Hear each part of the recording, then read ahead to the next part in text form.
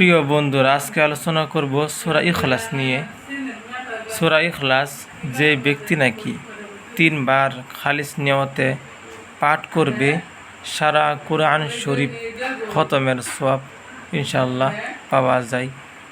তারপরে দৈনিক 200 বার করে এই কুলহু সূরা ইখলাস যে ব্যক্তি নাকি পাঠ করবে, সূরা ইখলাস মৃত্যুর পর সেই ব্যক্তির কবর আযাব আল্লাহ পাক মাফ করে দিবেন।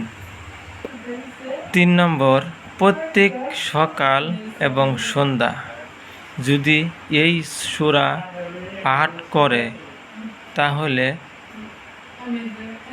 যেই পাঠ করা ব্যক্তি পাঠ করবে, যেই মানুষে এই সূরা পাঠ করবে, উনার শিরিক বিদাত থেকে রক্ষা পাইবে। তারপরে ঈমান তাজা হবে, ঈমানের দুর্বলতা থেকে সে বিরত থাকবে, ঈমান সবসময় তাজা থাকবে।